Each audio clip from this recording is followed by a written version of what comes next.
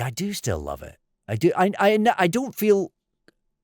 I always feel a little bit temporary about it. I always feel like it's precarious, and maybe whilst that isn't entirely comfortable, maybe that helps to keep it feeling alive.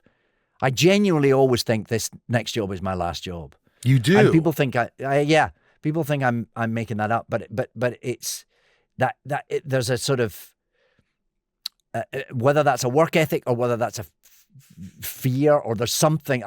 There's always a sense of me that thinks it could stop, it could all be over, and I think that helps to keep it enjoyable, I think. Do you still get nervous on set, or is it just like maybe the first day and then you let it go, or are you pretty much enveloped sort of in your work and you just do what you know you can do? Do you ever the nerves ever get in the way?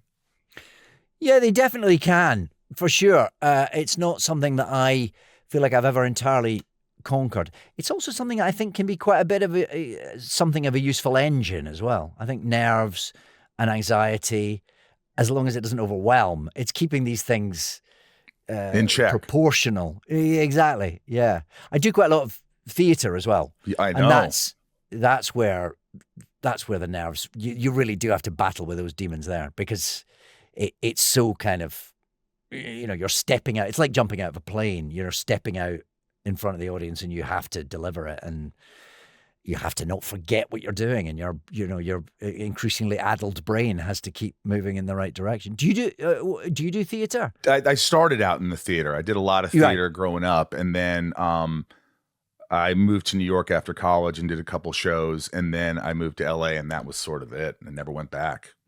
And that's not something you miss?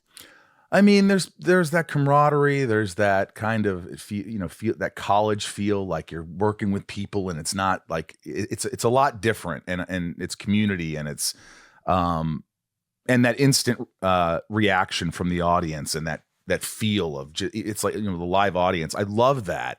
I do miss that. Yeah, I don't know why. It kind of faded. That it's not that I would never do it again, but I mean, but to me, it feels like if you could do Hamlet, which you did, nothing should make you nervous. I mean, my Lord. Well, Hamlet made me the most nervous. So there you go. I mean, that was the opening, the first public performance of Hamlet. I think it was the most scared I've ever been. Could you feel it like in your chest? Do you remember the feeling? I remember the feeling vividly, because it coincided with that I'd just been doing Doctor Who, so I'd kind of lost my anonymity, I guess. So there was a spotlight on me then going back and doing a play, which was more intense. I felt like the world was watching in a way that they probably didn't really care when I was doing a play in Dundee Rep when I was 22. It felt a bit more scrutinized, I suppose. And it's Hamlet, which is kind of the play and the part and that whole sort of classical theatre tradition.